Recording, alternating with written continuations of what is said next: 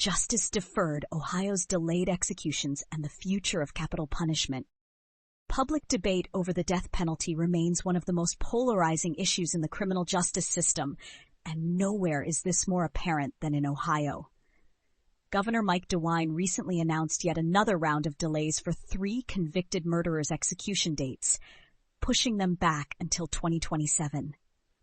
Warren K. Henness, Lawrence Landrum, and Sean Carter, individuals convicted of heinous crimes, were initially scheduled to face their sentences in the coming years, but DeWine's decision reflects a years-long, unofficial moratorium on state executions under his administration. But this isn't just a story about 3 individuals. It's a story about systemic indecision, bureaucratic gridlock, and moral questions that plague the very foundation of capital punishment. Ohio lawmakers have stalled on making reforms to the death penalty process, leaving both supporters and critics of the practice in limbo.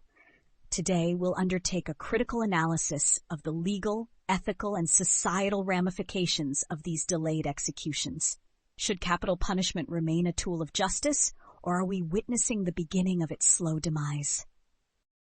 Ohio is no stranger to the death penalty. Its history with capital punishment dates back to its earliest years, evolving alongside shifts in legal practice and public sentiment. However, in recent years, the practice has been fraught with logistical issues and moral dilemmas. One of the most pressing issues is Ohio's trouble procuring the drugs required for lethal injections.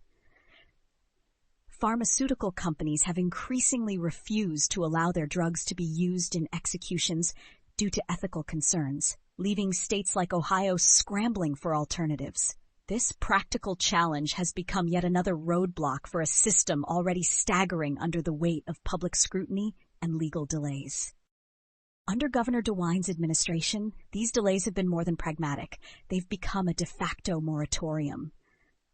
While Ohio hasn't officially abolished the death penalty, the governor's consistent postponements signal a growing discomfort with the practice itself. Capital punishment is riddled with ethical dilemmas, forcing citizens, lawmakers, and criminal justice analysts to confront difficult questions. Is it ever truly justifiable for the state to take a life? Can the system guarantee fairness, or does it perpetuate inequalities? For Ohio, these concerns are further exacerbated by the practical challenges of administering death sentences. One of the most cited ethical concerns is the risk of wrongful execution. Although safeguards in the judicial process are intended to prevent such mistakes, human error and systemic bias remain significant factors in capital cases. Consider this. Every time an execution is delayed, there's an implicit acknowledgement that the system might be fallible. Whether it's a question of legal challenges, doubts about evidence, or societal pressure, the lengthy delays in Ohio's process essentially concede that the machinery of death is far from perfect. Then there's the question of humanity. Supporters of the death penalty argue that certain crimes are so heinous they warrant nothing less than the loss of life. Yet opponents argue that the method itself, lethal injection, can be both inhumane and traumatizing. Countless botched executions in Ohio and elsewhere have proven that even this supposedly humane method can result in excruciating pain for the condemned.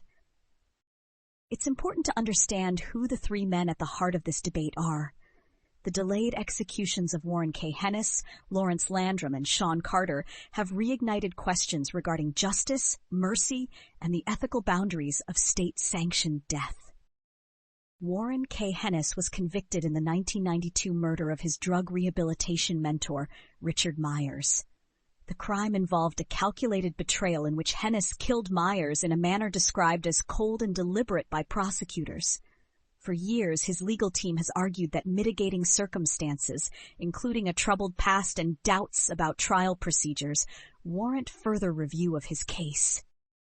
Lawrence Landrum, convicted in 1985, was found guilty of the brutal stabbing death of Harold White, a senior citizen subjected to a home invasion turned deadly. Landrum's case involves issues of intellectual disability and mitigating factors that have complicated efforts to carry out his sentence. Finally, Sean Carter was convicted of the sexual assault and murder of his adoptive grandmother in 1997. The sheer horror of his crime shocked the state, but his case also highlights questions of mental illness. Carter has long been diagnosed with schizophrenia, raising doubts about whether carrying out his execution would even meet constitutional standards. While the crimes of these three men are undeniably horrific, their cases are emblematic of broader issues within the death penalty system, issues that blend legal failings, mental health considerations, and the ethics of retributive justice. Delaying executions doesn't happen in a vacuum. It sets off ripple effects across multiple stakeholders, including the inmates themselves, victims' families, and the public at large. For inmates on death row, these delays often create what's been described as a form of psychological torture. Left in a prolonged state of uncertainty, they teeter between life and death in what has been critiqued as cruel and unusual punishment. For victims' families, delayed justice can feel like no justice at all. Many families who have lost loved ones to violent crimes express frustration and heartbreak over these drawn-out legal battles. To them, execution postponements prolong their trauma and deny them the closure they've waited years, sometimes decades, to achieve. On the other hand, critics of capital punishment argue that delays provide a critical opportunity for reflection. The lengthy appeals process, while agonizing, helps guard against irreversible mistakes. It allows additional scrutiny of cases, giving lawyers time to uncover new evidence or highlight legal issues that might otherwise be overlooked. But this brings us to a key question. How much delay is too much, and what is the cost of prolonging justice for all involved? The delays in Ohio's executions aren't happening in a vacuum. They're part of a broader political and legislative paralysis over how to handle the death penalty. Efforts to reform or even abolish the practice have gained traction in recent years, but remain mired in gridlock. Lawmakers are divided, with some pushing for the end of executions entirely, and others advocating for alternative methods, such as nitrogen gas. What's standing in the way of progress? Like most contentious political issues, the answer lies at the intersection of ideology, lobbying pressure, and public opinion. Advocacy groups lobbying for reform argue that public sentiment is shifting, as evidenced by declining executions nationwide. Yet staunch supporters of the death penalty counter that it is still an essential tool for justice in the most egregious of cases. The political stalemate serves as a microcosm of the national debate over capital punishment.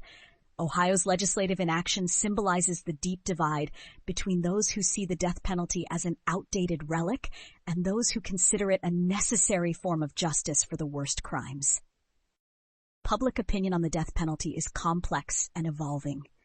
Nationally, support for capital punishment has been declining steadily over the past 2 decades, and Ohio reflects this trend. While many citizens still believe in the death penalty as a concept, concerns over fairness, racial disparities, and wrongful convictions have tempered that support. For some, the idea of life imprisonment without the possibility of parole presents a more humane and equally effective alternative. Yet others worry that such sentences can never equate to the ultimate justice sought by victims' families. The media has also played a significant role in reshaping public opinion, with true crime documentaries and exposés highlighting wrongful convictions and system flaws.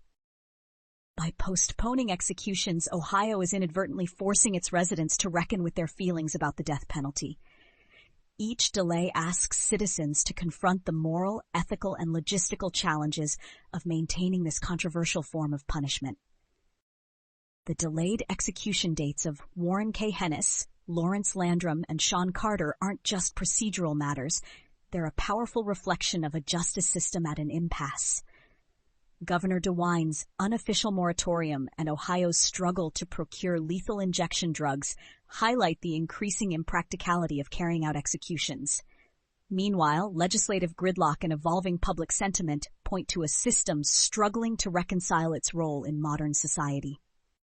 Should the state of Ohio abolish the death penalty altogether, or should it find ways to fix its fractured machinery of justice? These are the questions we as analysts, citizens, and human beings need to ask ourselves. This isn't just a debate about the fates of 3 men on death row. It's about what justice truly means in a society that values both accountability and humanity.